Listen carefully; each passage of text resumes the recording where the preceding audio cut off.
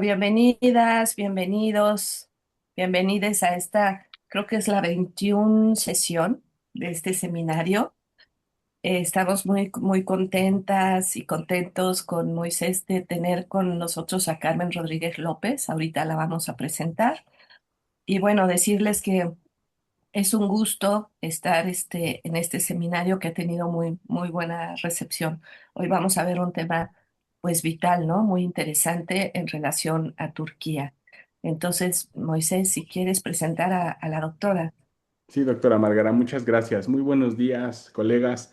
Me complace presentarles a la doctora Carmen Rodríguez López, quien es eh, una profesional dedicada al ámbito de Turquía, formada en ciencias políticas y sociología por la Universidad Complutense de Madrid y doctora en estudios internacionales mediterráneos por la Universidad Autónoma de Madrid. Ahí en esa universidad es como conocí yo a la doctora Carmen cuando tuve la oportunidad de estudiar allá mi doctorado. No solamente es una gran profesional que imparte docencia en grado en estudios de Asia y África, también en temas relacionados con Turquía, codirectora del grupo de investigación de la UAM Taller de Estudios Internacionales Mediterráneos, sino también se trata de una enorme persona con calidad humana a quien yo extraño mucho y admiro mucho, doctora Carmen.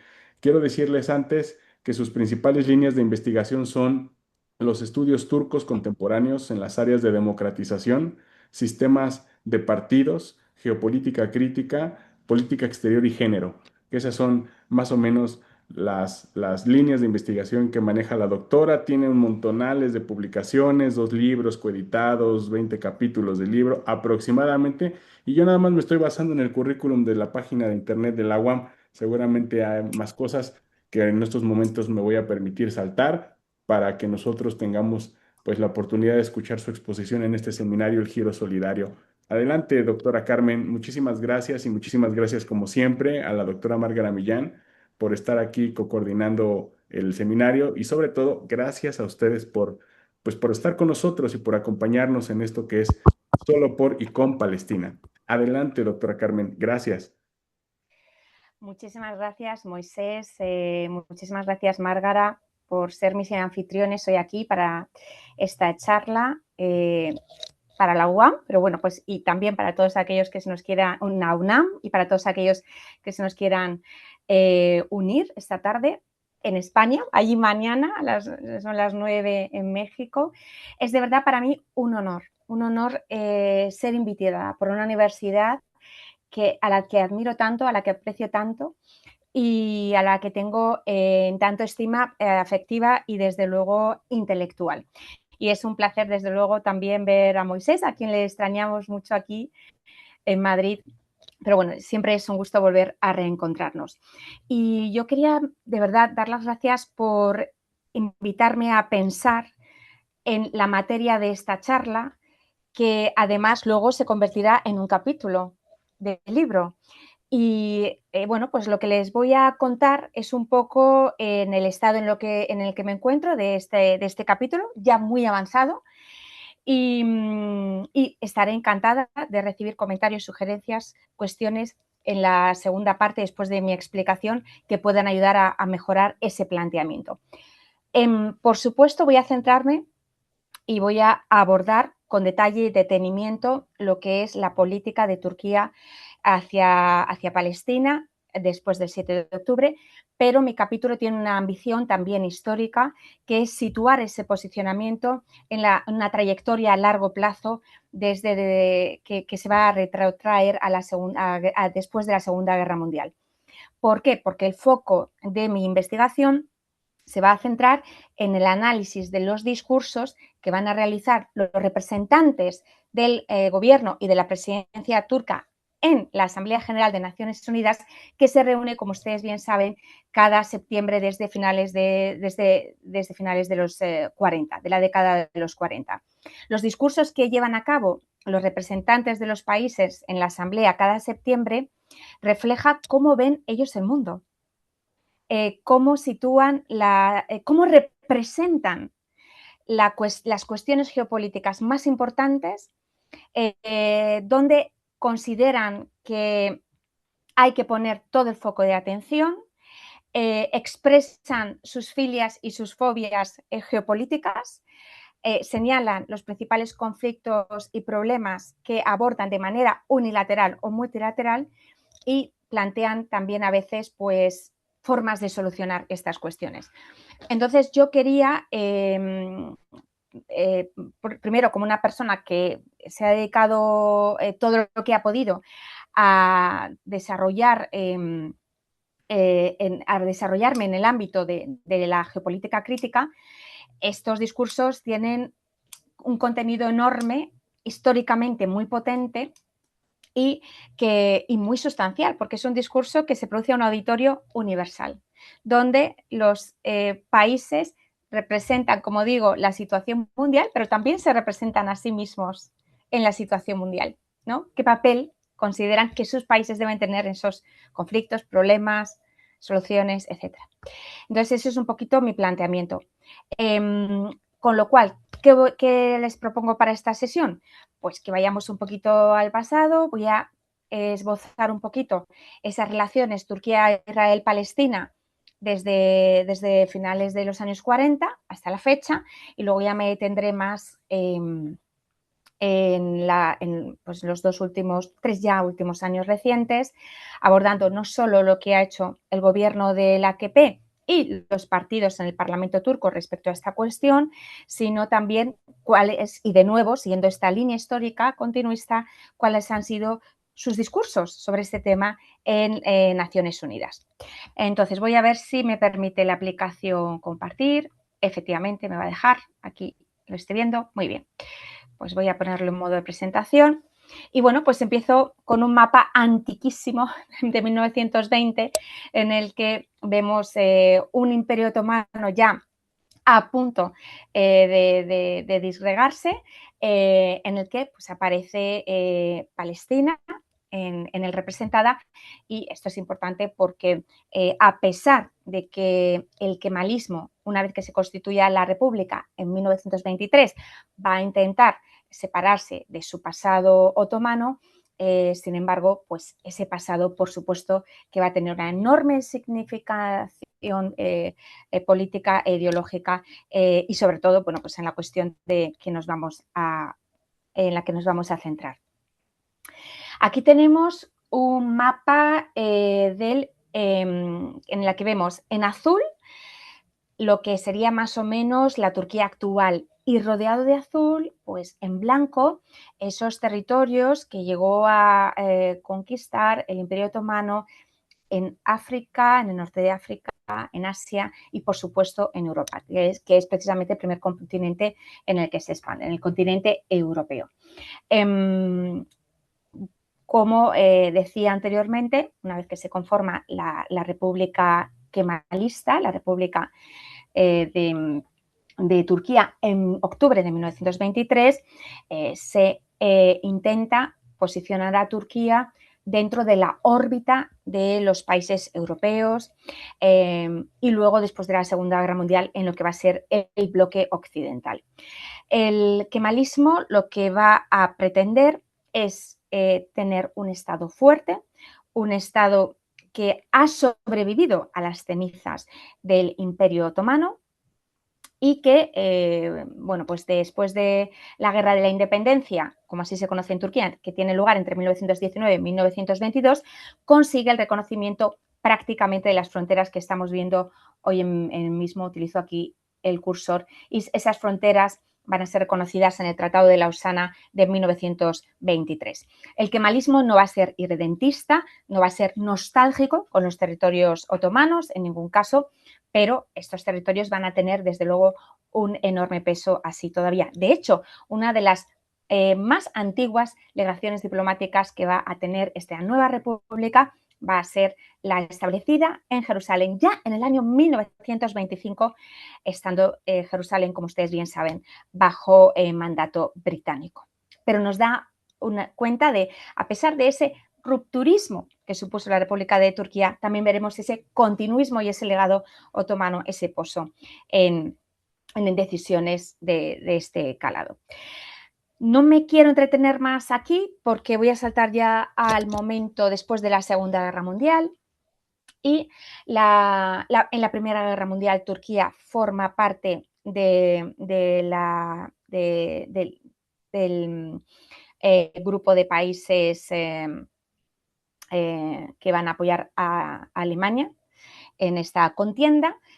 Y bueno, pues después de ello vendrá la desintegración del Imperio Otomano. Cuando transcurre la Segunda Guerra Mundial, lo que va a intentar la élite política turca que gobierna el país es quedar al margen absolutamente de las contiendas que tienen, de la contienda de la Segunda Guerra Mundial, porque lo que se teme es que una intervención de Turquía en el conflicto pueda acarrear las consecuencias que experimentó Grecia o países como Francia o Italia, es decir, la invasión alemana. Turquía se mantiene neutral, mejores relaciones mantendrá, eso sí, con los países aliados, pero consigue mantenerse al margen del conflicto. Sin embargo, ya pues al final, de una manera simbólica, declarará la guerra a Alemania y ya pues con la idea de quedar inserto, ¿no?, en el nuevo orden internacional que va a surgir después de la Segunda Guerra Mundial. Las aspiraciones soviéticas sobre parte del territorio turco, Kars y Ardahan, y las ambiciones soviéticas del control de los estrechos hará que esto lanzará a Turquía a los brazos de Estados Unidos, quedando así Turquía claramente inserta en el bloque occidental. En esta época, por lo tanto, bueno, pues va a quedar bajo el amparo de la doctrina Truman, que, como ustedes bien saben, va a buscar o va a pretender establecer un muro de contención frente al comunismo soviético con países como Irán, Grecia y Turquía. Turquía no solo contenta con esto, va a intentar formar parte de todas aquellas organizaciones internacionales y europeas que puedan reafirmar esta voluntad occidentalista de la élite gobernante. Así formará parte del Consejo de Europa ya desde 1949, fue receptora del Plan Marshall. España no pudo serlo por el régimen franquista, Turquía sí.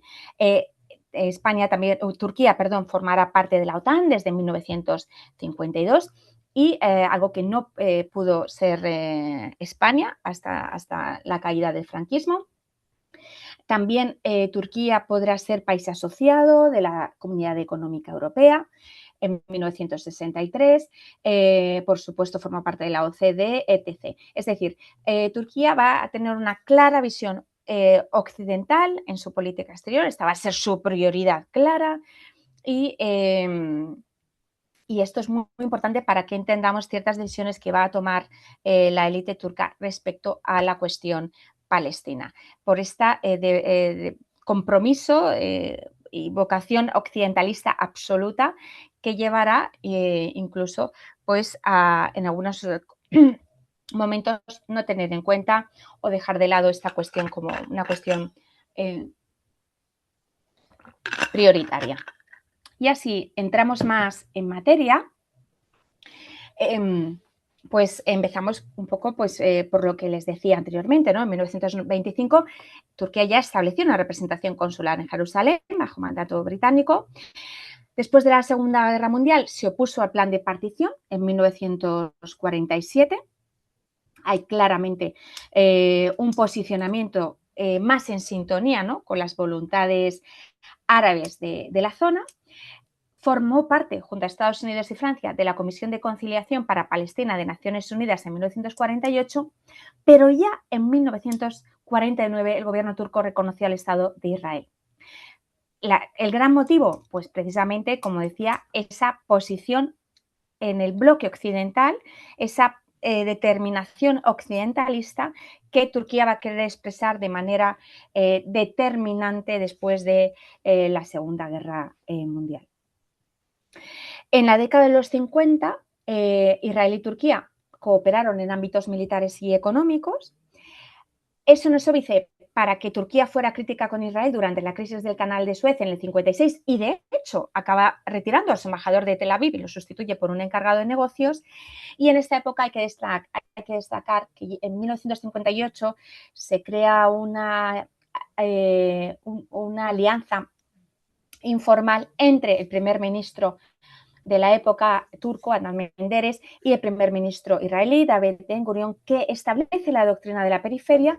Y la idea de este es crear una serie de relaciones con actores estatales y no estatales, estatales entendiendo Turquía, Irán y Etiopía, no estatales, maronitas en Líbano o kurdos en diferentes países árabes. Está una doctrina de la periferia que pretende crear alianzas entre Israel y países de la zona que no sean árabes, fortaleciendo así su posición en la zona, pero contrarrestando al mismo tiempo el panarabismo del presidente egipcio Gamal Abdel Nasser. Es interesante destacar que Turquía, desde luego, decide aceptar la creación del Estado de Israel y establecer relaciones de una manera muy pragmática con este Estado, pero sus resquemores al principio para hacerlo parten, por un lado, como decía, esta sintonía con las sociedades árabes del entorno por otro, y luego también porque la Unión Soviética había apoyado la creación del Estado de Israel y se temía la influencia soviética que pudiera desarrollar en el nuevo Estado, y por lo tanto por eso, digamos, era... tenía realmente o planteaba, o sea, veía ante sí ciertos riesgos, ¿no?, ante el establecimiento de este Estado. Bien, cuando vamos a los discursos que Turquía lleva a cabo en la Asamblea General de Naciones Unidas desde 1946, lo más llamativo para mí al principio es que la primera vez que aparece el tema de la cuestión palestina en los discursos de Naciones Unidas, yo tengo los discursos desde 1946, pues la primera vez que aparece el tema en los discursos es en 1959, prácticamente ya en los años 60. Aquí he seleccionado palabras clave que aparecen en ese año en el discurso del ministro Zorlu, en el que miren cómo plantea la cuestión, ¿no? Habla de un litigio entre nuestros hermanos árabes e Israel, y plantea que este litigio tiene muchas dimensiones, no concreta cuáles, pero sí que habla de ese carácter multidimensional de la cuestión palestina. Se menciona expresamente la situación de los refugiados palestinos y se invocan los principios de la Carta de Naciones Unidas como guía para una solución. Bien, en la década de los 60 vemos importantes cambios de la posición turca al respecto, desde luego entre ellos motivados por la independencia de la isla de Chipre. La isla de Chipre ya consigue quitarse pues, el mandato colonial británico, se independiza en 1960. Es una constitución que plantea que haya 3 estados garantes: Gran Bretaña, Grecia y Turquía. Y Turquía va a estar muy concernida y muy preocupada por la situación de la minoría turco-chipriota en la isla, buscando constantemente, sobre todo a partir de la segunda mitad de la década, el apoyo de los países árabes en esta cuestión. Esto es uno de los motivos que van a explicar el posicionamiento de Turquía a posturas de los países árabes en momentos álgidos de conflicto. En la guerra árabe-israelí de 1967, en la guerra de los 6 días, Turquía, por ejemplo, se resistió a la utilización de bases militares en su territorio contra países árabes y se opuso a la anexión de territorios por la fuerza. Esta es una idea que se va a repetir constantemente en los pronunciamientos de los representantes de Turquía ante Naciones Unidas, esta idea de no a la anexión de territorios por la fuerza, por la vía militar. Eso sí, no condenó expresamente a Israel como país agresor. En 1969 participó como observador en la primera conferencia islámica que tuvo lugar, como ustedes bien saben, en Rabat. En Rabat se produce la reunión que daría lugar a la creación de la conferencia islámica, luego Organización para la Cooperación Islámica. Reunión que tuvo lugar como reacción repulsa al ataque contra la mezquita de Al-Aqsa en Jerusalén, que tendrá lugar ese año. y Turquía va a participar en señal de crítica y oposición a este ataque en esta primera conferencia islámica. Bien, ¿qué discursos vemos de Turquía en la ONU en la década de los 60? En aras de ser rápida y efectiva en esta presentación, no voy a detallar todas las cuestiones que he descubierto en los discursos de los representantes turcos ante la Asamblea General de Naciones Unidas, sino que voy a extraer algunos hitos. Voy a dejar fuera otra información. Todo el estudio detallado de los discursos, sin embargo, lo podrán encontrar en el capítulo del libro que aparecerá publicado posteriormente. Bien, ¿qué hitos extraigo yo de los discursos realizados en la Asamblea General de Naciones Unidas? Pues de nuevo, se pondrá el acento en la situación de los refugiados palestinos, cuya precaria y trágica situación continúa siendo una fuente de enorme preocupación. Permítame que lea aquí más el PowerPoint precisamente porque me interesa recalcar las palabras claves del texto, ¿no? También se retiró la idea de que la cuestión de Palestina no solo tiene una dimensión humanitaria, sino también política, cuya continuidad en el tiempo amenaza seriamente la estabilidad y la tranquilidad en Oriente Medio. Esto es una idea que se va a repetir constantemente en años posteriores, esta idea de que el conflicto no es un conflicto aislado que afecte de manera concreta a un determinado grupo de países, sino que es un conflicto que va a ser un riesgo serio, supone un riesgo serio para la estabilidad en Oriente Medio y en algunos casos incluso, como expondrán los representantes, para la paz mundial. Las intervenciones se van a centrar en asuntos más concretos a partir de 1967, tras la Guerra de los 6 días, y se va a apoyar en consonancia las resoluciones 2253 y 2254 sobre Jerusalén, porque se va a criticar cualquier tipo de medida unilateral tomada por Israel para alterar su estatus internacional. Y también se va a apoyar la resolución del Consejo de Seguridad 242 del 22 de noviembre de 1967, que requería la retirada de Israel de territorios ocupados en el reciente conflicto y una solución justa para el problema de los refugiados. Hay que decir que si bien Turquía pues, apoyó esta resolución 242, evitó en su momento denominar a Israel Estado agresión. Y luego también en el discurso del año 1969, por supuesto, expresarán su rechazo absoluto al ataque a la mezquita Al-Aqsa.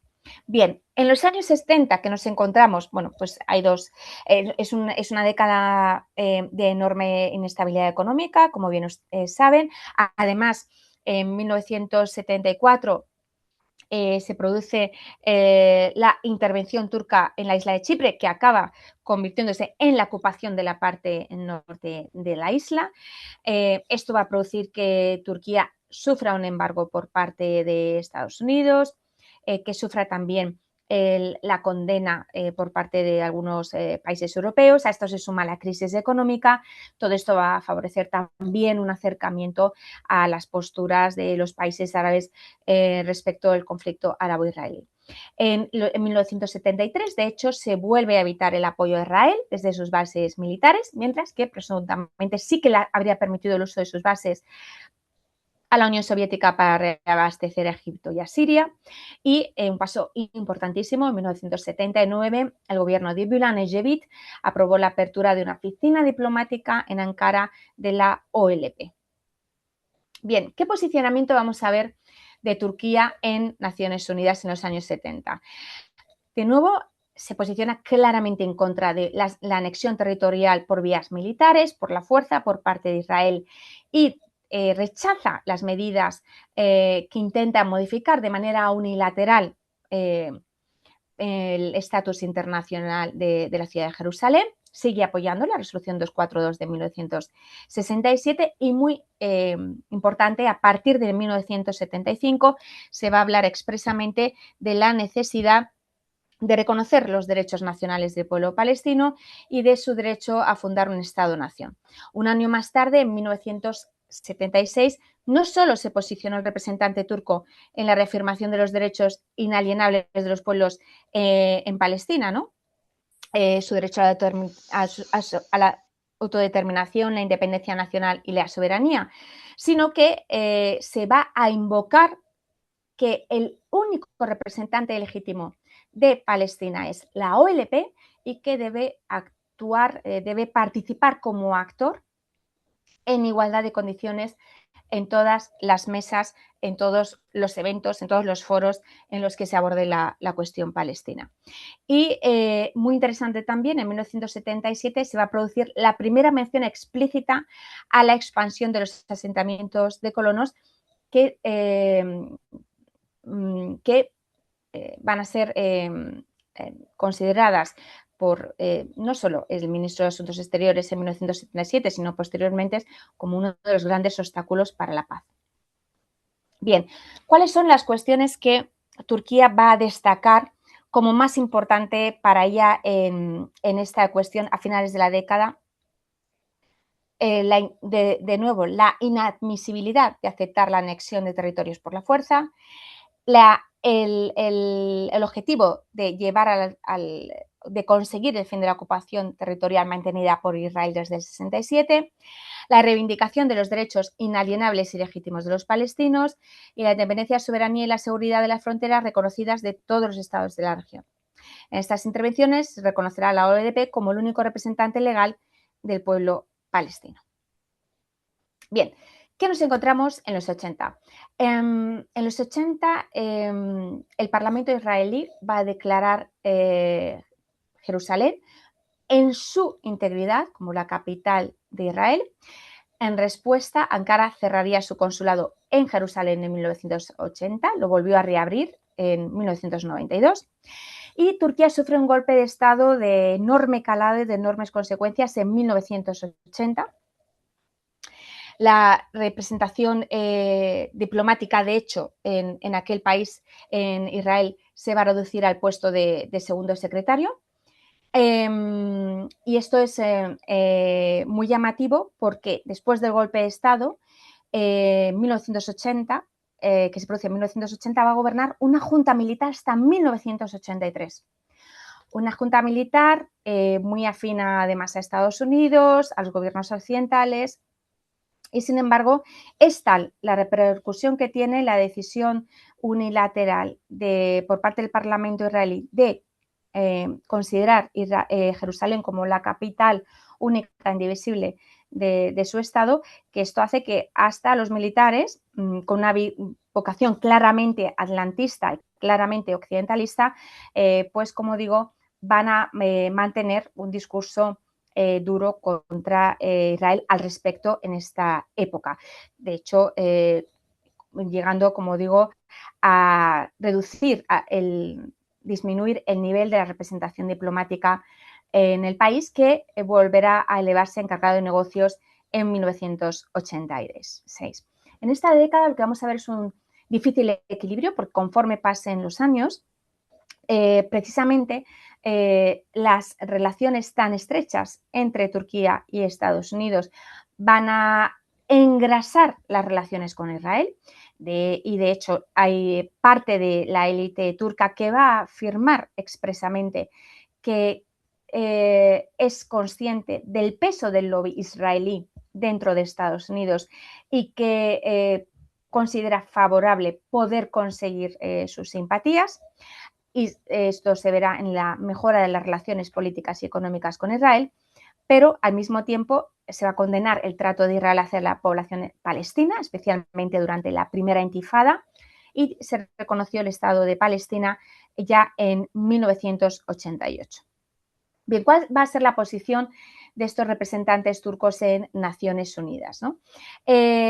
Pues ya comenzamos con 1980 y el representante turco va a declarar claramente su indignación por la proclamación de Al-Quds, de Jerusalén, como la capital indivisible y eterna de Israel.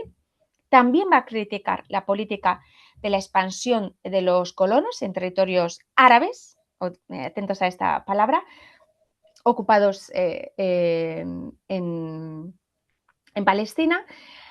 Es interesante también ver cómo las palabras de condena se vuelven mucho más duras tras las matanzas de Sabra y Shatila, y leo literalmente: la agresión contra el Líbano, las brutales acciones israelíes, las enormes pérdidas humanas y el sufrimiento y los daños materiales infligidos a los pueblos libanés y palestino han sido acogidos con horror y repulsión por la opinión pública turca. Repulsión no es una palabra que se utilizara especialmente de manera habitual en este contexto. Y luego también es muy interesante cómo Halefoglu en 1984 va a demandar que, aparte de abandonar los territorios ocupados, Israel cumpliera con sus obligaciones, esto es muy interesante, como potencia ocupante. No es una categorización o un término que utilice habitualmente Turquía en sus declaraciones sobre la cuestión palestina, en sus discursos ante la Asamblea de Naciones Unidas, pero es interesante ver cómo utiliza este concepto en los años 80. Y importante, bueno, pues como al final de la década, Mesut Yilmaz se referirá a la intifada que estalló en los territorios palestinos de Cisjordania y Gaza. Va a apreciar, por un lado, las medidas realistas de la OLP y va a combinar a Israel a adoptar posturas conciliadoras. Y luego, por otro lado, para Yilmaz, en lo que era primer ministro en ese momento, primer ministro turco, va a plantear que la violencia desatada estaba destinada a seguir creciendo si las legítimas aspiraciones de los palestinos continuaban siendo reprimidas, y el mandatario apeló a abandonar las duras medidas represivas. Disculpadme, pero era Mesut Yilmaz, en ese momento era ministro de Asuntos Exteriores. Bien, ¿qué nos encontramos en la década de los 90? En la década de los 90 hay como ustedes saben, hay un hecho fundamental, que es la Cumbre de Madrid, la Conferencia Regional sobre Oriente Medio, que va a mejorar en ese momento las expectativas sobre la solución del conflicto, y esto va a abrir la puerta a que Turquía mejore las relaciones con Israel. De hecho, bueno, ya en 1991 las misiones diplomáticas de Israel y de la OLP van a alcanzar el rango de embajada. Las negociaciones que siguieron la Conferencia de Madrid permitieron la firma de un tratado de cooperación militar y formación, estrechas relaciones económicas con la firma de un acuerdo de libre comercio y fomentar el intercambio cultural y académico. También, junto a este estrechamiento formal de las relaciones, como digo, con un tratado de cooperación militar y de formación sin parangón, ¿no?, en décadas anteriores, vamos a ver cómo se produce un intercambio de visitas oficiales al más alto nivel entre ambos países, que se va a producir además a la par, en el caso turco, con visitas a los territorios palestinos ocupados. Es decir, cuando los altos dignatarios turcos, ministros de Asuntos Exteriores o primeros ministros, viajan a Israel, van a preocuparse también por visitar a los representantes de la autoridad palestina en los territorios ocupados. Y la segunda intifada, que tendrá lugar en el año 2000, va a suponer una nueva etapa en las relaciones, y vamos también a escuchar declaraciones muy duras y muy contundentes por parte de algunos miembros de la élite gobernante turca. De hecho, el primer ministro de la época, Bülent Ecevit, llegará a decir que se está cometiendo un genocidio. Luego se retractó de esas palabras y pidió perdón por esas palabras, pero vemos cómo ya se endurece de nuevo el tono de Turquía hacia la actuación de Israel en Palestina. Bien, ¿cuáles son las visiones de Turquía en Naciones Unidas durante la década de los 90? Como les decía antes, solo estoy extrayendo algunos de los hitos, las declaraciones, no tengo ánimo de ser exhaustiva, pero destacaría desde luego que en estos discursos se va a hablar sobre la Conferencia de Madrid, el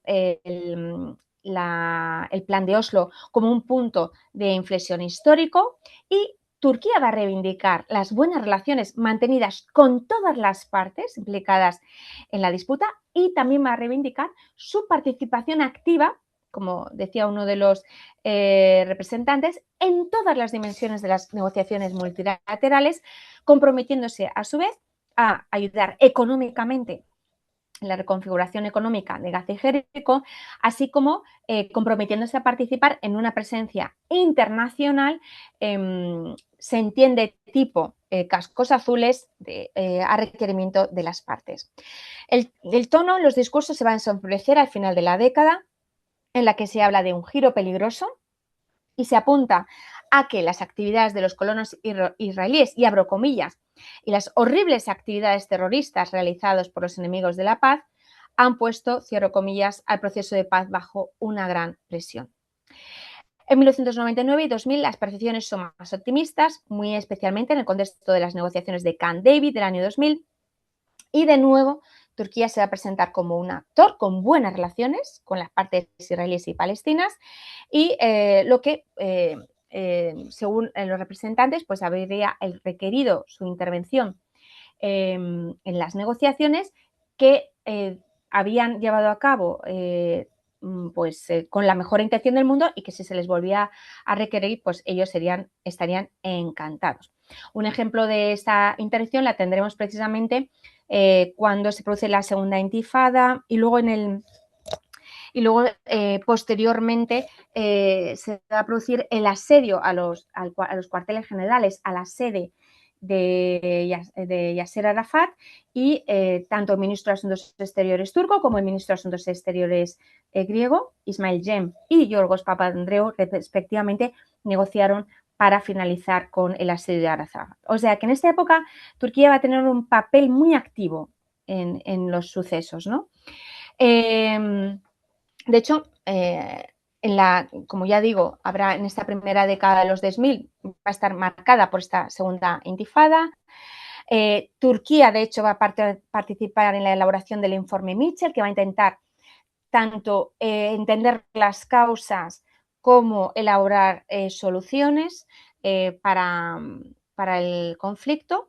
Y, bueno, como les decía, pues va a tener Turquía un papel muy activo en 2002 junto a su contraparte griega en el momento en el que se produce la operación de escudo defensivo en 2002, que llevará al asedio de Arafat en su sede, y bueno, pues pedirán la liberación de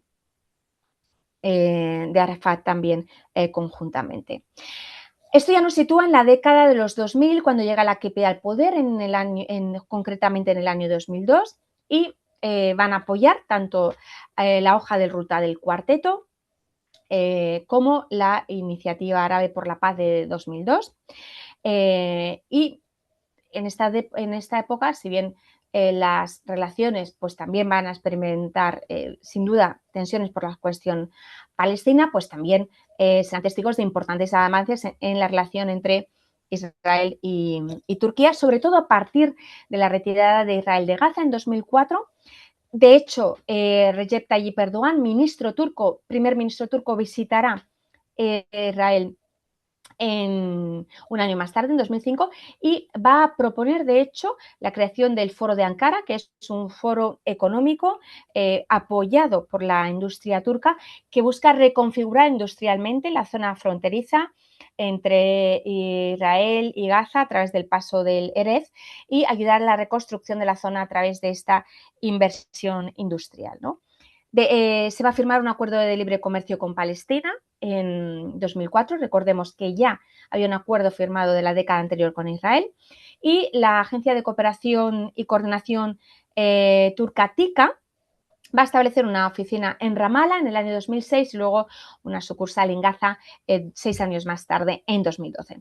Otra de las características importantes de esta década es que el AKP va a reconocer a Hamás como un actor legítimo. Esto es algo que no habían hecho con anterioridad los gobiernos turcos, que siempre habían expresado su apoyo expreso, incondicional, a la autoridad palestina, y de hecho, bueno, pues jamás no había sido reconocido como un interlocutor a ese nivel en ningún caso. El gobierno de Tayyip Erdogan sí que reconocerá a Hamás como actor legítimo, recibirá a sus líderes en Turquía, y esto es un hecho singular, no solo respecto a la posición de Estados Unidos o de países de la Unión Europea. Recordemos que para tanto la Unión Europea como para Estados Unidos es un grupo categorizado como terrorista, sino también para la historia, ¿no? Diplomática de Turquía es un nuevo hito, ¿no? a este respecto. La élite turca también va a desempeñar un papel de mediación en las conversaciones de paz indirectas que van a sostener Siria e Israel en 2008, y Turquía va a tener aquí un papel muy, muy importante. Y, sin embargo, estas relaciones bilaterales entre Turquía e Israel, que habían conseguido tan importantes avances en la primera década de los 2000, se van a ver afectadas por la operación Plomo Fundido y por el consecuente ataque a Gaza, que va a tener lugar en diciembre de 2008, enero de 2009, y que va a hacer que Turquía se sienta traicionada por Israel, porque el gobierno turco estaba en este proceso de mediación entre Siria e Israel y no tenía conocimiento de este ataque a Gaza, y en este sentido se sienten traicionados por la confianza que habían depositado en el gobierno israelí. Es ahí cuando un mes en el encuentro que va a haber en Davos en el año 2009 es cuando Erdogan va a criticar claramente a Simón Peres y la política israelí al respecto. Bien, ¿cuál es el posicionamiento en la ONU de Turquía a partir de 2002? Pues de nuevo vamos a ver la reiteración de una idea que vemos con anterioridad en otros discursos, es decir, que Oriente Medio es una zona fundamental para Turquía, y dentro de Oriente Medio el corazón de los problemas, el quid de todos los males, ¿no? Sería el conflicto palestino-israelí. Los representantes turcos se van a presentar como mediadores dispuestos a contribuir para la solución de conflicto, siendo la denominada hoja de ruta. Este papel de mediador, como digo, se va a constatar en este papel de mediador que llevó a cabo Turquía entre Israel y Siria, al que ya me he referido antes. Y una vez que se produce la operación Plomo Fundido, ya habla Erdogan en la Asamblea de Naciones Unidas en el año 2009, en septiembre, pues veremos que Erdogan va a retratar de una manera muy gráfica, de una manera muy detallada, la tragedia humanitaria en la franja. Eso sí, no va a apuntar claramente a Israel como perpetrador de la agresión, pero sí que va a ser muy contundente a la hora de hablar, como digo, de lo que es el saldo de las víctimas en el que experimentará la franja de Gaza con el ataque Plomo Fundido. Al mismo tiempo que se enfatiza esta estrategia humanitaria, Erdogan volverá a enfatizar la idea de que hay que reanudar las conversaciones entre israelíes y palestinos, y va a resaltar que Turquía puede tener un papel de mediación en el proceso de paz de Oriente Medio. Bien, ¿cuál es la crisis más grave que se va a producir entre Turquía e Israel en la segunda década de los 2000? Sin duda es la crisis del Mavi Mármara. Hay una flotilla, con las flotillas actuales, que se lanza al mar en 2010 para conseguir romper el bloqueo a Gaza. Las fuerzas de seguridad israelíes interceptan la flotilla, intervienen en uno de los buques y asesinan a 9 ciudadanos de origen turco. Esto va a crear una crisis sin precedentes entre Turquía e Israel.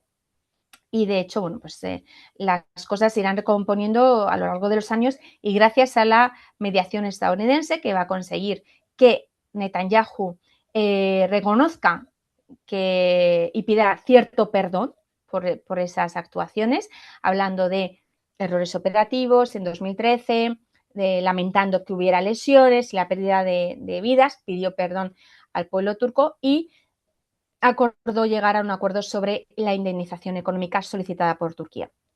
Bien, este paso facilitó que en 2016 se alcanzara un acuerdo que permitió reactivar las relaciones entre los dos países y así Turquía consiguió que se indemnizara a los familiares de las víctimas del Mavi Mármara. No consiguió, que también lo solicitaba, que se levantara el bloqueo sobre Gaza, pero sí consiguió que se apoyara que Turquía pudiera facilitar ayuda humanitaria a Gaza a través del puerto israelí de Ashdod y a cambio pues Turquía retiró los casos contra los miembros de las fuerzas de seguridad israelíes que estaban implicados pues, en los asesinatos de los ciudadanos turcos. Las relaciones entre ambos países se van a deteriorar de nuevo en 2018 cuando recordemos que Trump decide en ese año llevar representación diplomática, su embajada estadounidense a Jerusalén y esto va a producir enormes protestas.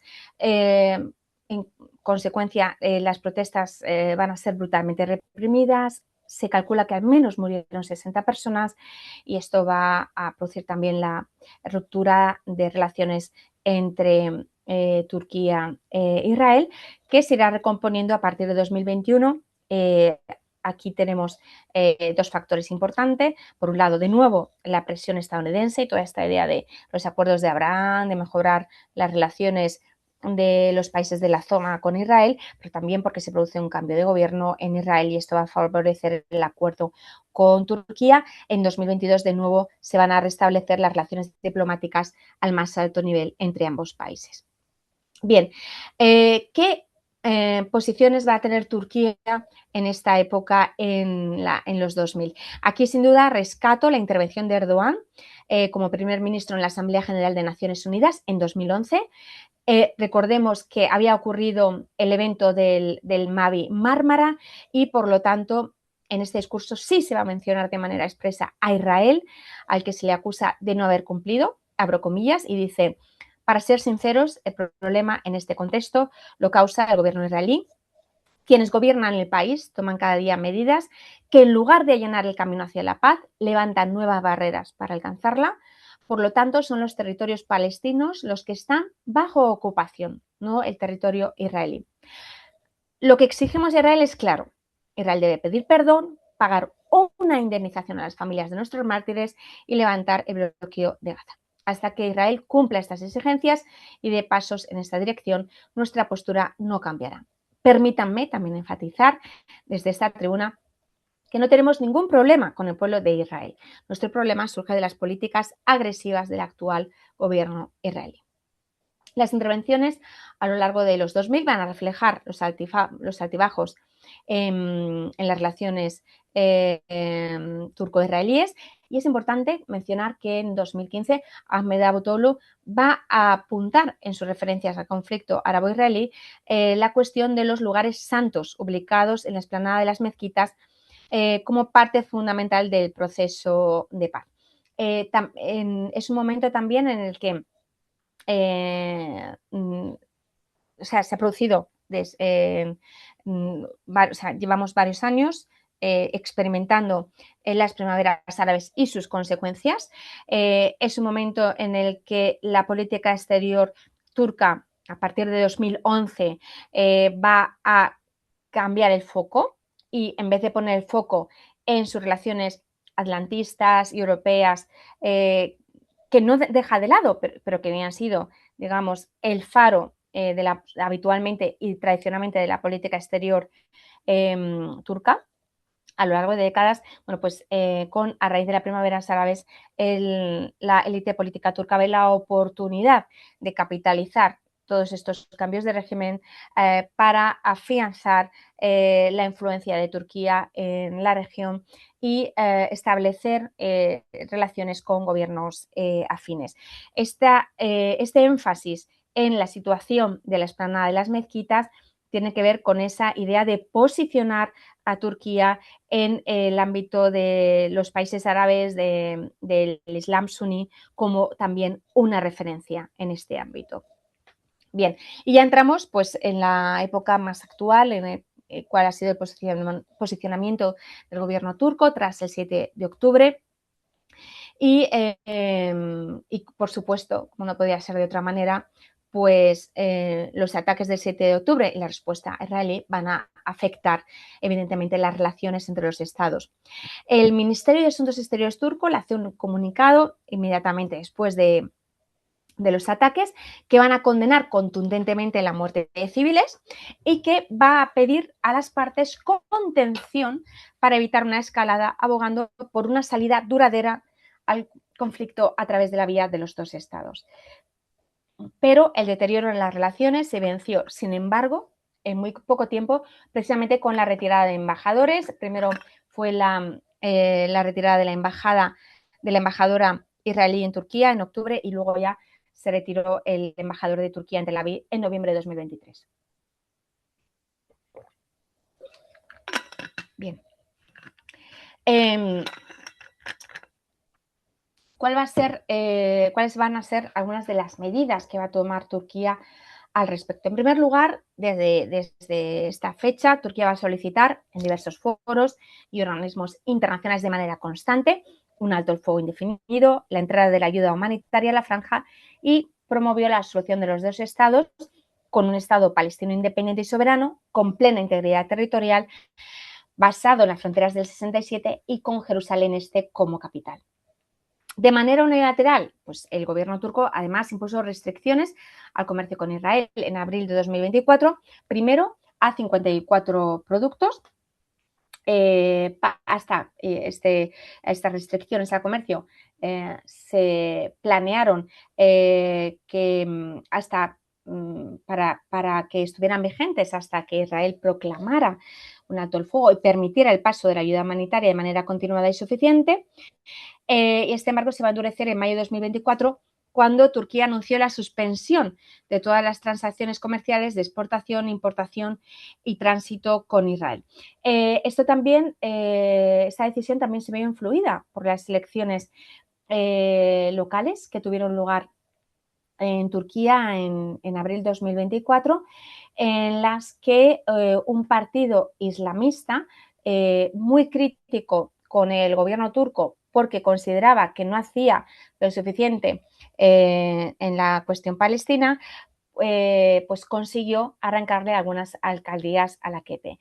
Y sin duda, bueno, pues esta crítica y esos efectos al gobierno de la AKP fueron también algunos de los motores o alicientes que ayudan a explicar ese embargo económico total que plantea Turquía a Israel en mayo de 2024. Llevar a cabo este embargo, ahora os daré algunos datos, es realmente muy complicado por muy diversos motivos. De hecho, ha habido manifestaciones también en Turquía que criticaban que no se cortara el suministro del petróleo que llega desde Azerbaiyán a Turquía y que desde el puerto de Ceyhan se distribuye a Israel.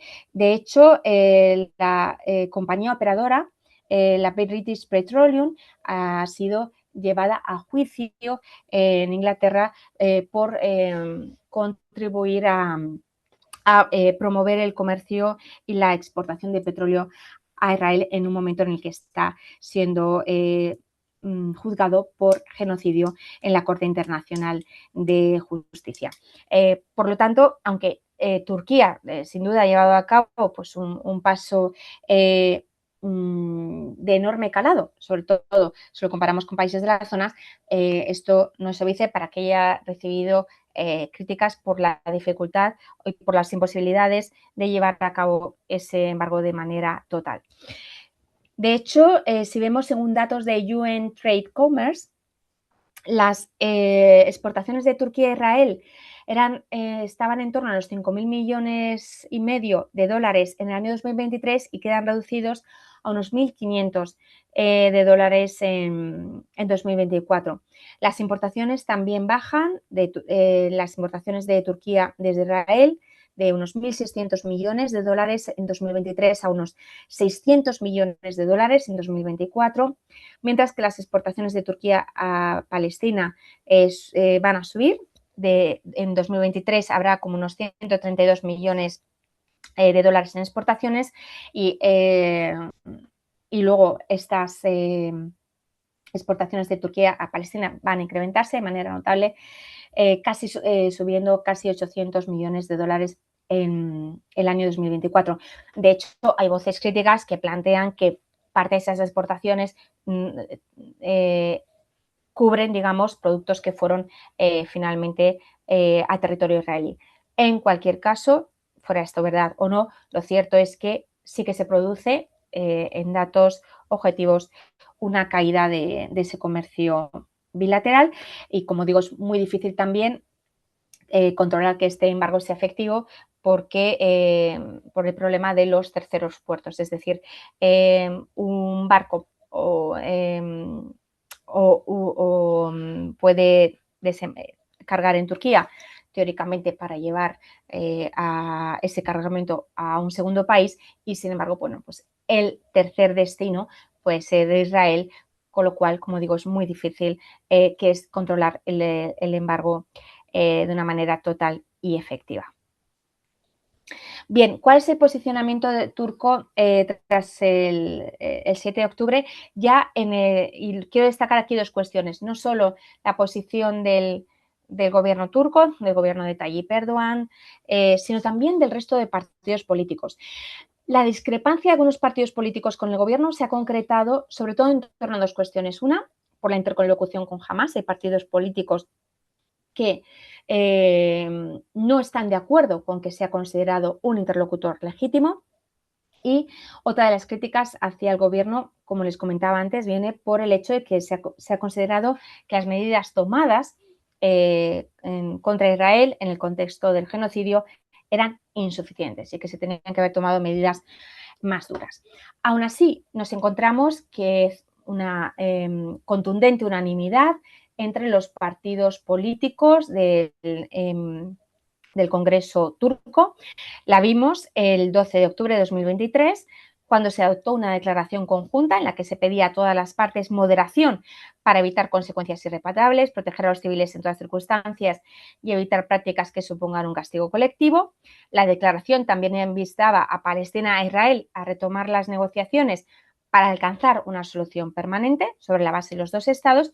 Y luego habrá también una nueva moción aprobada por unanimidad en el Parlamento turco en agosto de 2025, en los que se va a condenar en los términos más contundentes las acciones de Israel, en particular el genocidio contra el pueblo de Gaza, pero también todas aquellas acciones que amenazan la paz regional y sus recientes ataques contra Irán.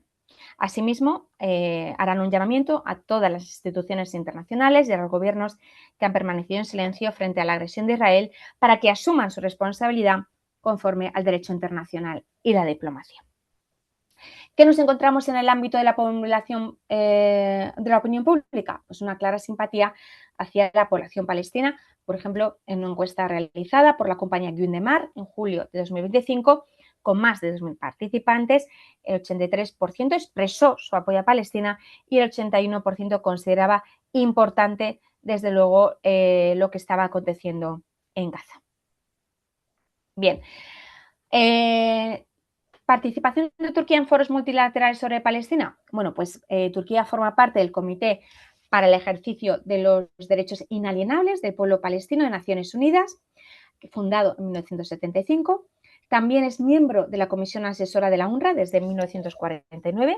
Aquí vemos también una mini tablita, el dinero más o menos que ha dado Turquía a Palestina en los últimos años, de 2022 hasta 2025, en términos absolutos, ¿no? Cualquier tipo de ayuda. Que le ha situado, bueno, pues entre, digamos, en la tabla, en el año 2022 estaba entre en la tabla de donantes en el 10º puesto, en 2023 en el puesto 15º, en el 2024 en el puesto 12º y en el puesto de 2025 estaría en el puesto 19º Turquía como país donante hacia Palestina. Dentro de sus principales países destinatorios de ayuda económica oficial al desarrollo, Palestina, según datos publicados por la Agencia de Cooperación TICA, mencionada anteriormente, pues en el año 2023, que son los datos que tenemos disponibles, Turquía sería el tercer país beneficiario de ayuda al desarrollo después de Siria y de Kazajistán. En 2025 se firmó un acuerdo entre la agencia y el gobierno turco para acoger una oficina de la UNRWA en Ankara. Es claramente un apoyo a la agencia, intentando contrarrestar de alguna manera esta campaña orquestada para erosionarla y destruirla, de la que fue objeto poco después del 7 de octubre. Y he puesto España, pero no, es Turquía, pero también España y Turquía han apoyado el procedimiento en la Corte Internacional de Justicia en el caso de Sudáfrica contra Israel para la aplicación de la Convención sobre la prevención y castigo del crimen de genocidio en la Franja de Gaza. Y aparte de apoyar el caso en la Corte Internacional de Justicia, de manera unilateral, en noviembre de 2025, la Fiscalía General de Estambul anunció órdenes de detención contra 37 mandatarios israelíes, entre ellos Benjamin Netanyahu, también acusados por genocidio.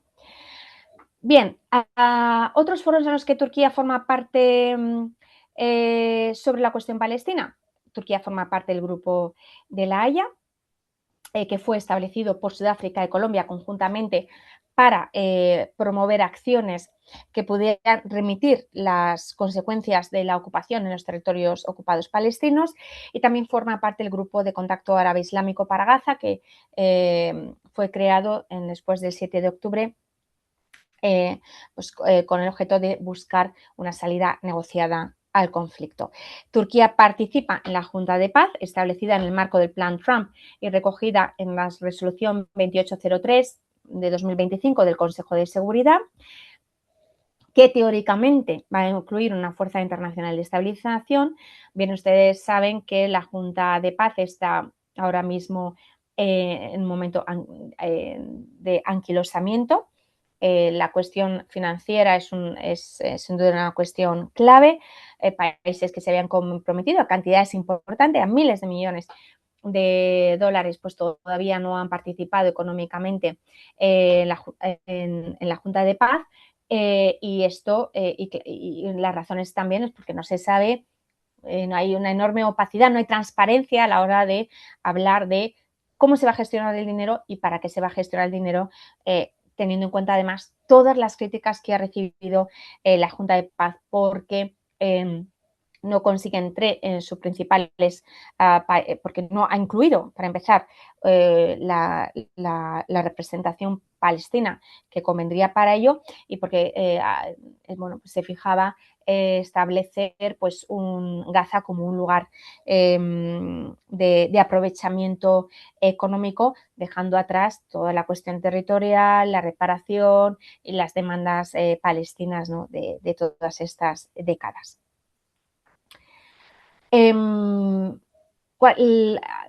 Turquía, digamos que aunque ha sido súper activo en los foros desde septiembre-octubre de 2023, y ha sido muy vocal, ¿no?, como diríamos en inglés, a la hora de poner sobre la mesa las demandas palestinas, digamos que quedó opacado en el ámbito de la mediación y de las negociaciones por países como Qatar y Egipto, que claramente tuvieron un papel mucho más predominante. Ahora, sí es verdad que va a tener un papel de mediación relevante Turquía en las conversaciones mantenidas entre Hamas e Israel en la ciudad egipcia de Sharm el Sheikh, que concluyeron con la declaración de un alto el fuego en Gaza en octubre de 2025. Y ahí sí que va a tener un papel clave para servir de interlocutor con Hamas y llegar a dicho acuerdo. Todas estas actuaciones de Turquía han hecho, según datos del Arab Opinion Index de 2025, que Turquía es sea el segundo país más valorado después de Sudáfrica en su acercamiento a la cuestión palestina, con la aprobación de un 49% de los encuestados. ¿Qué nos encontramos en los discursos de Naciones Unidas desde 2022 a 2025? En primer lugar, un gran cambio. O sea, si leemos lo que decía Erdogan sobre la cuestión en 2022, abro comillas, como Turquía estamos decididos a seguir desarrollando nuestras relaciones con Israel por el bien del futuro, la paz y la estabilidad, no solo de la región, sino también de Israel, del pueblo palestino y del nuestro, pues cambia mucho a sus intervenciones en 2024 y 2025, donde va a acusar al gobierno israelí de estar cometiendo una limpieza étnica, un genocidio e incluso de haber perdido completamente el control. Erdogan criticaría también, aunque sin concretar qué países, a aquellos que actuaban como cómplices de Israel, y también reivindicó el papel, como decíamos, estos discursos nos sirven para ver cómo los estados representan representan el mundo, los países, los diferentes conflictos y cómo representan a su país en estas tesituras. Y en el caso de Turquía en estos discursos, en 2024, en 2025, Erdogan va a reivindicar el papel humanitario de Turquía, las sanciones económicas, comerciales aplicadas a Israel y el apoyo a la causa por genocidio presentada por la República de Sudáfrica ante la Corte Internacional de Justicia. También hay que destacar que en su intervención de 2024 declarará a su vez nos oponemos al antisemitismo del mismo modo que nos oponemos a que se ataque a los musulmanes solo por sus creencias. Nuestro problema es con las políticas de masacre del gobierno de Israel. Se repite esta idea de que el problema no es con la sociedad israelí, sino con el gobierno israelí. Y termino aquí con unas breves conclusiones. Las relaciones entre Turquía e Israel han demostrado una notable resiliencia histórica pese a las recurrentes crisis diplomáticas y políticas. La cuestión palestina se ha consolidado como el principal factor condicionante de las relaciones bilaterales entre ambos países. El endurecimiento del discurso turco contra el gobierno israelí responde tanto a objetivos de política exterior como de política interna. La defensa de la causa palestina permite al gobierno turco reforzar su legitimidad ante amplios sectores de la sociedad doméstica. Y Turquía también ha buscado proyectarse como actor clave y referente político moral dentro del mundo árabe e islámico. Y luego, pues lo que comentábamos también sobre las medidas económicas y comerciales, este embargo absoluto que se ha intentado establecer sobre el comercio bilateral, pues a pesar de las restricciones oficiales, pues la interdependencia económica entre los dos países hace muy difícil una aplicación totalmente efectiva y global de este embargo. Y yo dejaré aquí mi presentación para que ahora podamos pasar a la discusión, al debate, a las preguntas, a las sugerencias.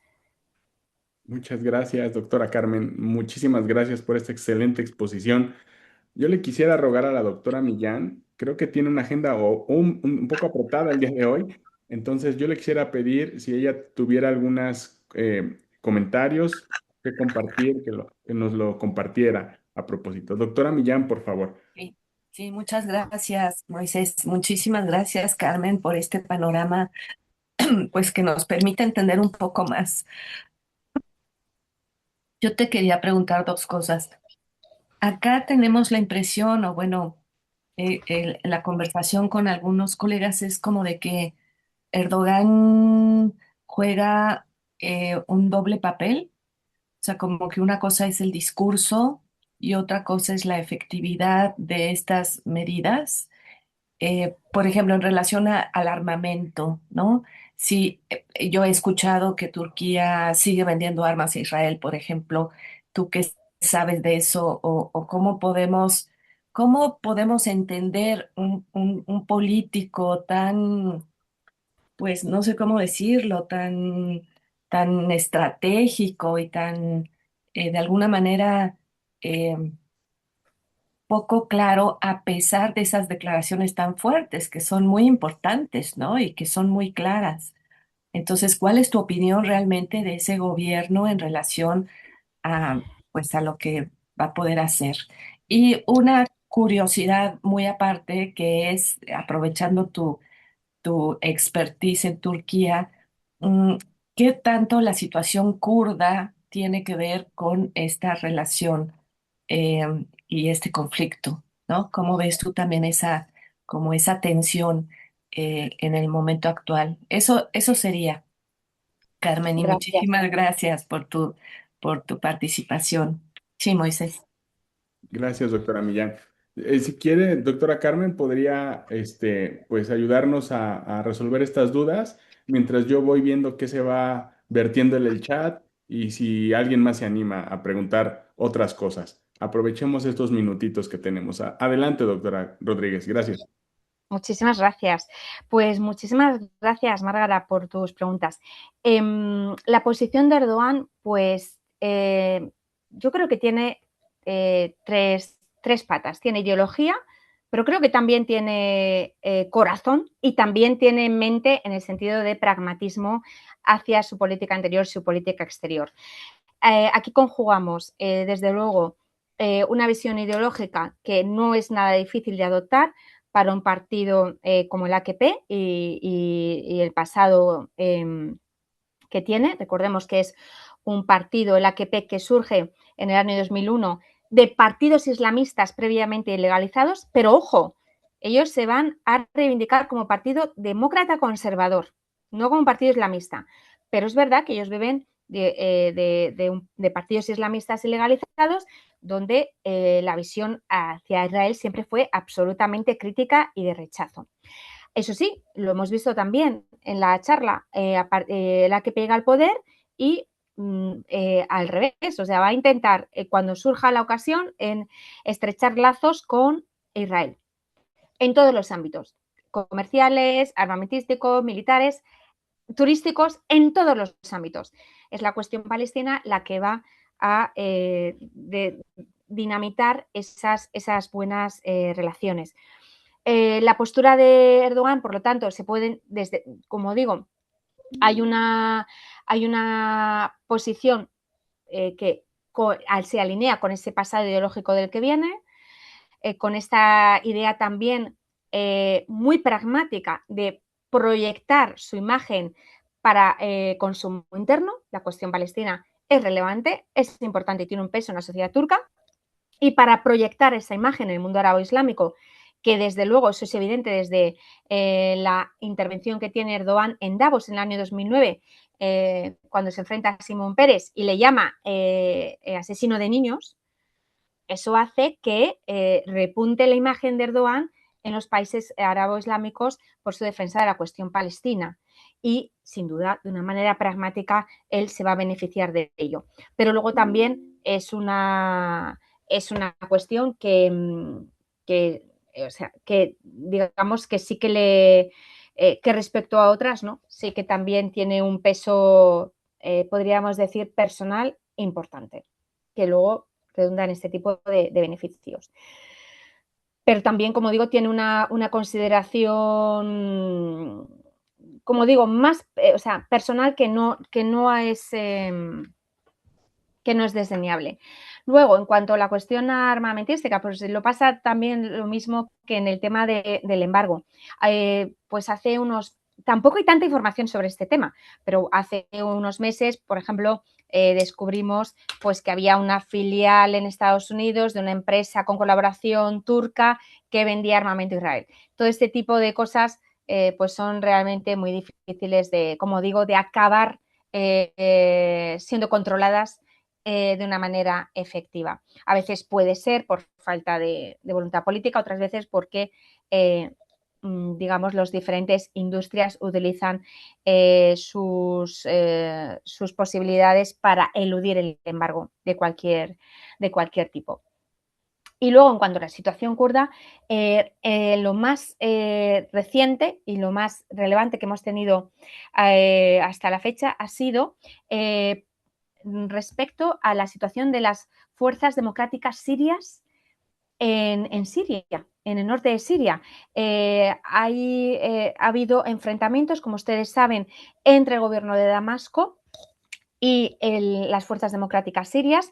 Se les llama así, fueron denominadas así en 2015, pero su núcleo fuerte, como ustedes saben, son las YPG y las YPJ, es decir, las milicias kurdas.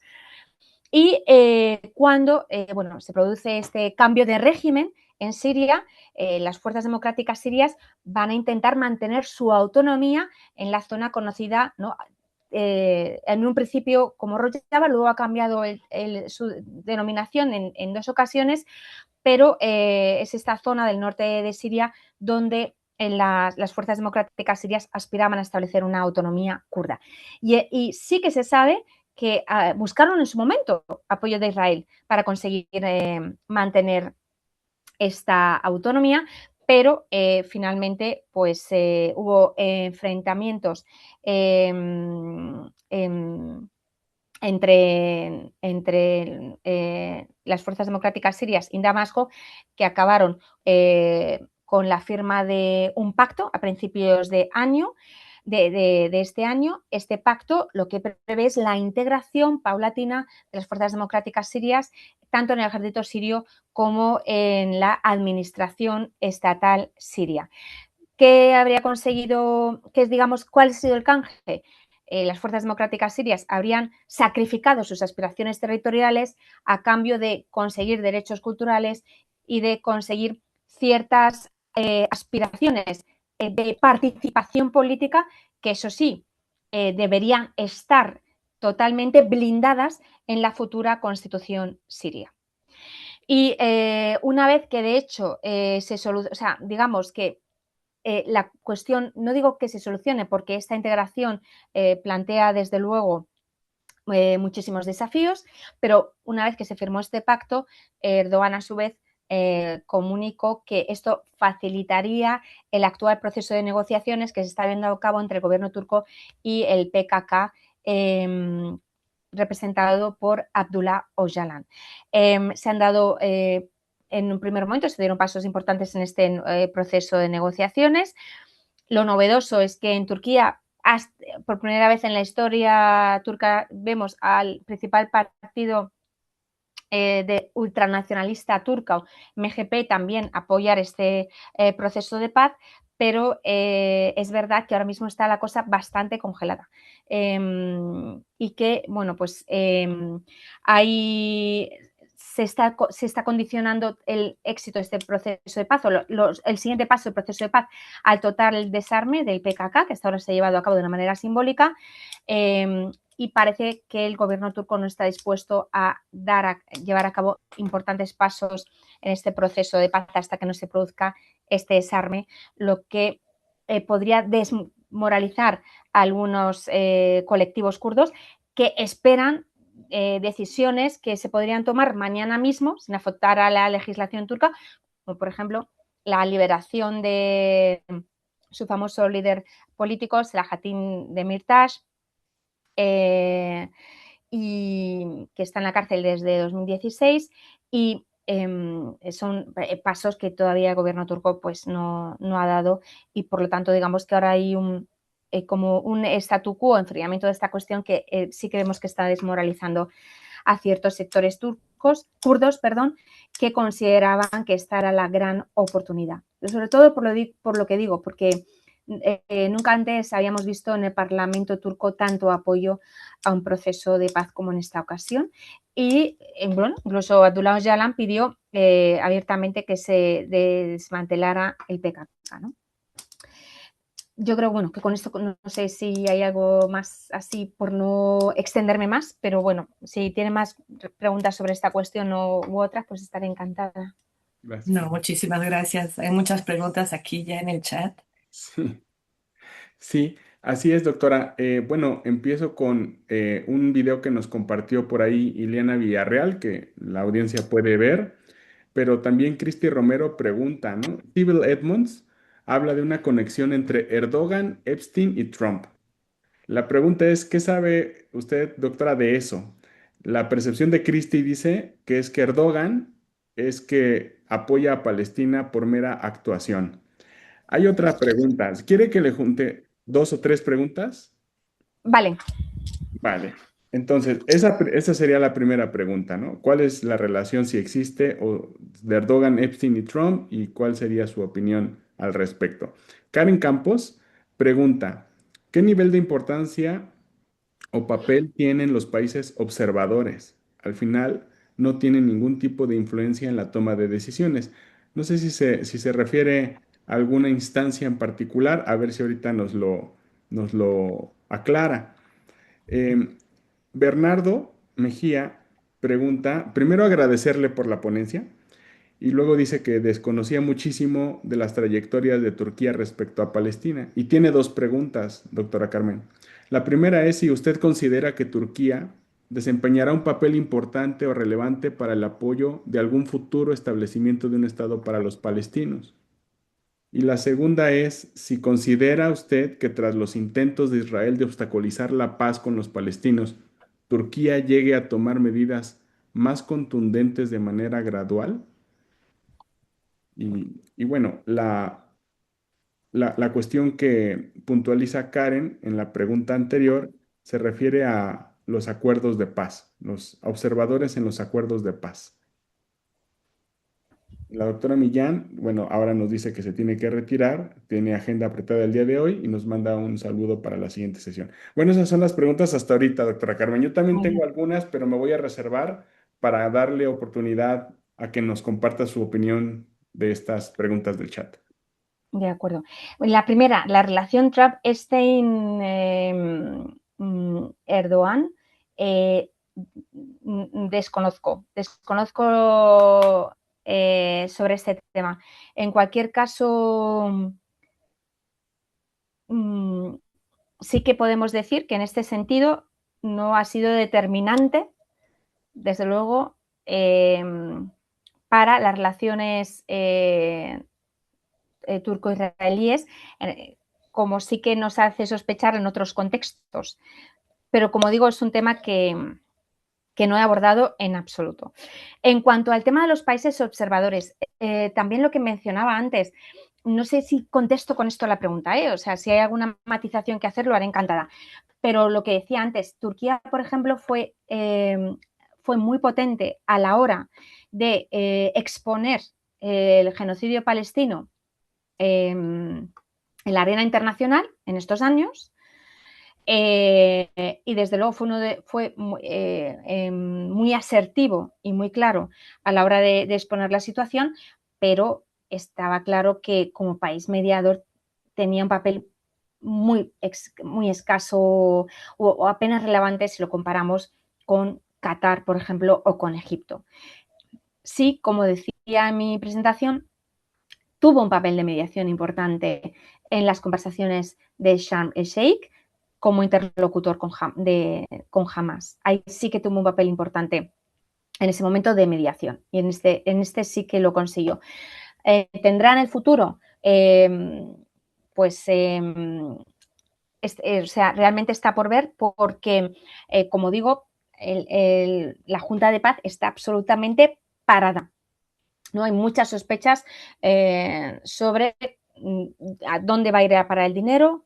Estamos hablando de miles de millones de dólares necesarios para la reconstrucción de Gaza y hay muchas sospechas, mucho escepticismo sobre que la Junta de Paz sea ese lugar ideal e idóneo para llevar a cabo esa transformación, que además planteaba la fuerza, la interposición de una fuerza de orden, de paz, etcétera, pero y Turquía ha mostrado su interés, desde luego, por formar parte de ella, conocida como ISAF, pero claro, aquí el riesgo de que tienes que conseguir que esa fuerza no sirva para mantener el dominio de la potencia ocupante. Y eso es una línea muy fina y muy fácil de cruzar. A ver, vale, importante. A ver, un momento, porque. Y la otra pregunta era si Turquía iba, ¿usted cree, doctora, que si Sí. Turquía va a desempeñar un papel importante en un hipotético Estado palestino en el futuro? Sí. Em, Turquía sola no puede. Turquía, esto lo hemos visto también o sea, Turquía es una fuerza importante, tiene activos importantes, por ejemplo, este factor de mediación con Hamas, la posibilidad de contribuir a una fuerza de interposición de paz, es decir, puede contribuir, sin duda, a esa reconfiguración de Palestina, pero sola no puede. Puede contribuir positivamente en un foro multilateral, pero sola hemos visto, desde luego de 2023, porque desde luego, más asertiva que ha sido en la cuestión, no se le puede pedir a nivel de discurso, me refiero, pero luego hemos visto también las limitaciones de su capacidad de actuación. Esas limitaciones de capacidad de actuación, desde luego, van a continuar. Y, desde luego puede ayudar y contribuir activamente, como digo, pero como parte de un esfuerzo multilateral. De manera unilateral no es posible. Erdogan además tiene excelentes relaciones con Trump. Eso le ha conseguido réditos en algunos ámbitos, pero sin duda, y bien lo sabemos todos, pues la colaboración entre el gobierno israelí y el gobierno de Estados Unidos es mucho más intensa que con el gobierno de Turquía. Bueno, hace poco creo que era el embajador de Gran Bretaña en Estados Unidos, si no me acuerdo, decían, siempre se ha hablado de una asociación estratégica entre Gran Bretaña y Estados Unidos, pero seamos honestos, la relación estratégica es entre Israel y Estados Unidos. Eso lo decía el propio representante británico en Estados Unidos. Por lo tanto, si eso le pasa a Gran Bretaña, por supuesto, imagina también a Turquía, aunque haya una enorme simpatía y una enorme sintonía entre Erdogan, que esto, por supuesto, tiene unas claras limitaciones. Y luego, medidas más contundentes o graduales con Israel. Desde luego, ahora mismo, más allá de conseguir lo más posible, ¿no?, que el embargo se implemente en todos los ámbitos y en todas sus dimensiones, no parece que, no, desde luego, no están sobre la mesa. Lo que hemos visto al revés en los últimos meses es por parte de comentaristas pro-israelíes, apariciones y comentarios en prensa que señalan que Turquía podría ser la nueva Irán, ¿no?, posicionando así e intentando posicionar a Turquía como un rock state, ¿no? Y esto sí que ha sido muy llamativo. Justamente, querida Carmen, mi pregunta iba relacionada con esa última idea que compartes. La ultraderecha israelí ha estado amenazando constantemente a Turquía, o por lo menos algunos funcionarios de la ultraderecha israelí, diciendo que después de haber golpeado militarmente a Irán, independientemente de cuál sea el resultado de esta guerra o de esta agresión militar, el siguiente sería Turquía. Y este tipo de amenazas lo hacen acusando a Turquía sin evidencia alguna, pero retóricamente, de que Turquía pues ha estado colaborando con Hamas, de que Turquía ha estado eh, traficando armas a Hamas en el entendido de que ya no lo hace más Bashar al-Assad y que Irán lo ha estado suspendiendo o ha estado enfocado más hacia Hezbollah. Y evidentemente, pues todo esto salta a la luz porque Turquía ha reaccionado también con discursos diciendo que ellos no son Irán, sino que son Turquía y pueden hundir a Israel en caso de que ellos lo decidieran así. ¿Qué opinión le merece esta guerra de retóricas, doctora Carmen? Y si es viable o plausible ver el incremento de un conflicto, primero mediático y retórico entre Turquía e Israel, o simplemente es parte de la coyuntura. Pues esto es muy interesante porque, sin duda, la espiral de o sea, este crecimiento de discurso mm, tan duro que estamos oyendo por parte de Israel hacia Turquía y de Turquía hacia Israel, sin duda también en parte tiene un impacto interno y tiene un consumo interno. Es decir, ahí son élites que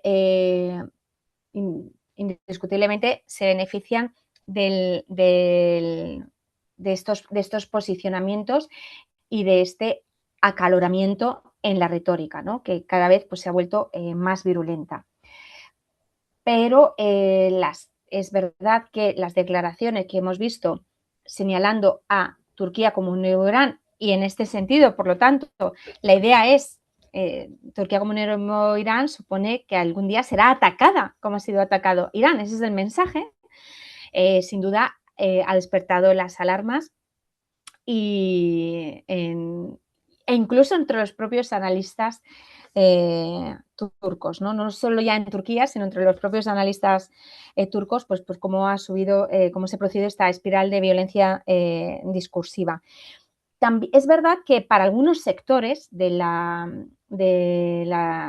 política israelí tiene sentido si tenemos esta idea de seguir extendiendo y proyectando el dominio de israelí en Oriente Medio. O sea, para estos sectores de la élite intelectual y política israelí que solo conciben un Oriente Medio supeditado al dominio israelí, pues yo creo que encaja en esa lógica la idea de que Turquía es un rival dentro de esta hegemonía, ¿no? que se aspira, que busca desde luego el total silenciamiento y crítica hacia Israel, sobre todo en ámbitos como la cuestión palestina. Entonces, en estas lógicas, ¿no? Dentro, como digo, dentro de los sectores israelí, pues podemos situar este nuevo señalamiento, ¿no? de un nuevo país, en este caso Turquía. Turquía, recordemos que está en la OTAN, recordemos que tiene una relación especial con Estados Unidos y también con la Unión Europea, pero también ha sido singular observar cómo después de que aparecieran estos comentarios, este señalamiento de Turquía como nuevo Irán, sorprendentemente hemos visto voces dentro también de la Unión Europea hacia Turquía que han llamado la atención. Recordemos las palabras de Ursula von der Leyen hace unas semanas refiriéndose a Rusia, China y Turquía como focos geopolíticos con los que la Unión Europea tenía que tener cuidado. Entonces, tuvo que incluso que, digamos, corregir esas palabras, ¿no? de Ursula von der Leyen, pero sí que nos hacen pensar un poco pues hasta qué punto la visión de determinados sectores de la política israelí podría estar influyendo otras élites también en Europa, ¿no? Nos hacen pensar sobre eso y hasta dónde podría llegar la cuestión.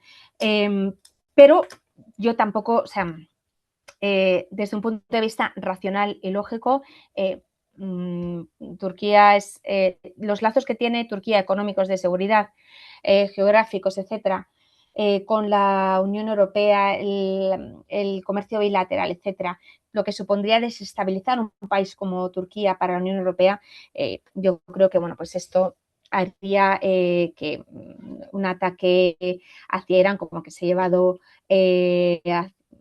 por parte de Israel y Estados Unidos, pues sea mucho más difícil de ver en el futuro. Pero vamos a ver primero cómo acaba la cuestión de Irán. Sí, que esa es la que sigue. Esa es la que sigue, sí. Y bueno, Marisol, justo en el chat, doctora, aprovechando esta tal vez última ronda de preguntas, Marisol dice, ¿qué hay de las relaciones entre Turquía e Irán? Justamente, Marisol Calvo nos pregunta, ¿cómo podemos hacer un balance o un análisis breve sobre la posición de Turquía con respecto a lo que ha pasado en Irán? Pues Turquía, Irán, y lo sabes bien, Moisés, tiene una relación muy estable durante siglos. Son países que han sido rivales, pero que también han sabido coexistir dentro de su rivalidad y sus diferencias. Diferencias han tenido muchas. Para empezar, en Siria, ¿no? Pues solo por mencionar alguna muy reciente y muy determinante, ¿no? Rusia e Irán apoyaban el régimen de Bashar al-Assad y a partir de 2010 el gobierno de Erdogan, y además el gobierno de Erdogan, si lo leemos en los propios discursos ante Naciones Unidas, lo que busca es, y lo dice claro, es derrocar el régimen.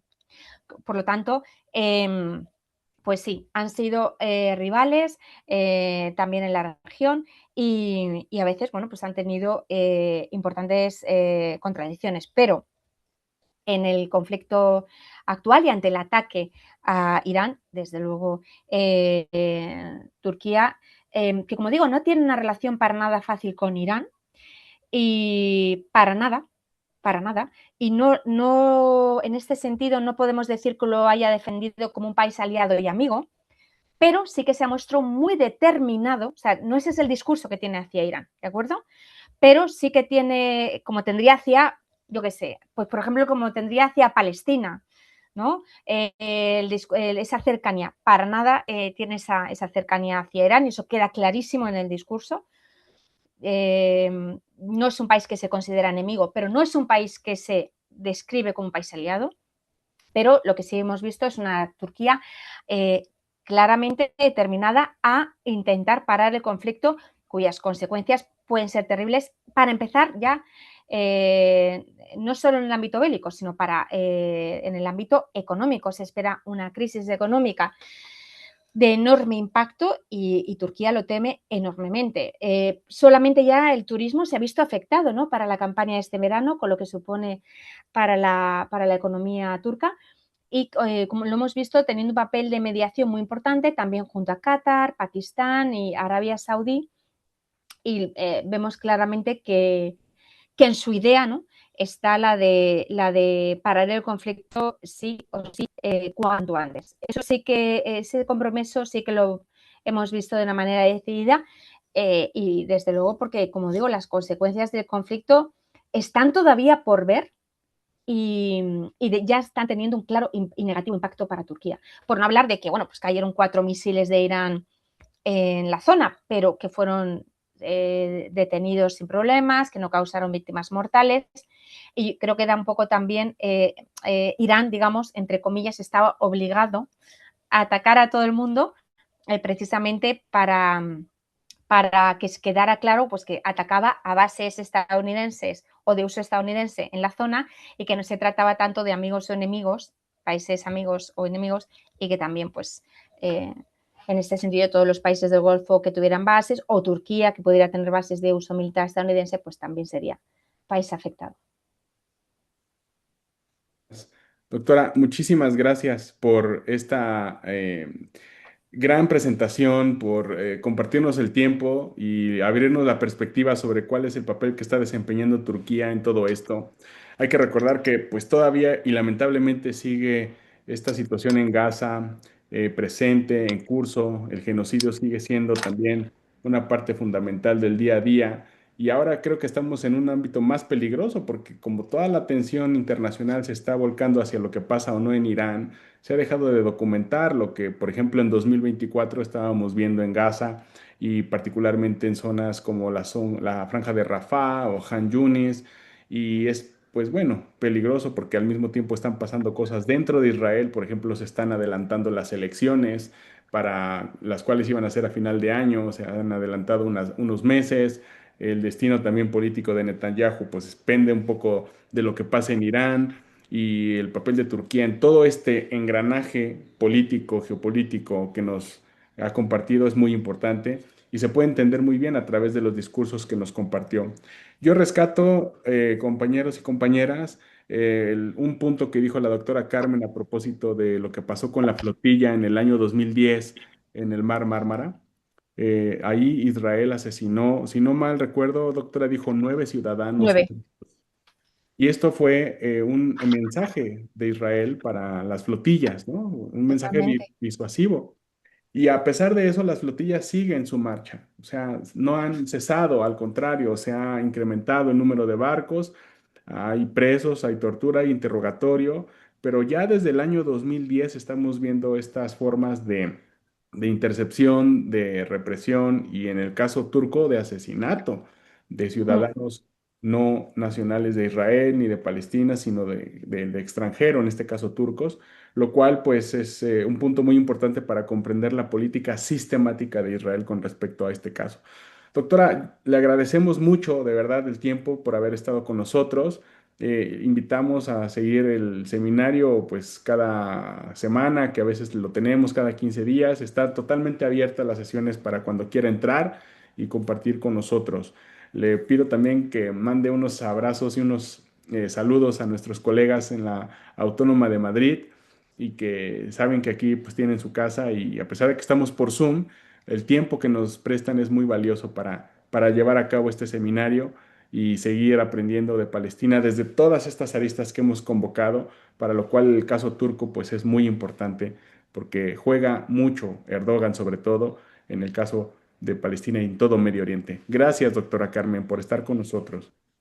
Muchísimas gracias de verdad por la invitación y por haber diseñado todo este proceso de conferencias, el libro, que de verdad creo que nos invita a reflexionar sobre uno de los problemas más acuciantes del mundo actual, con todas las consecuencias humanitarias y políticas que conlleva. Gracias, doctora. Muchas gracias. Pues la Muchas invitación gracias. está para el 4 de junio, es nuestra próxima sesión con la maestra Elena Díaz, que hablará del militarismo israelí. Y bueno, les mandaremos correo con oportunidad. Gracias, doctora Carmen. Un fuertísimo abrazo hasta Madrid con Un todo el cariño fuerte, del lo mundo. mismo digo, me encanta mandaros este abrazo al otro lado del Atlántico. Hasta pronto. Hasta pronto, doctora. Y hasta pronto a todas y todos. Hasta pronto. Un abrazo bien fuerte. Hasta Hasta luego. luego. Hasta Adiós. luego. Chao.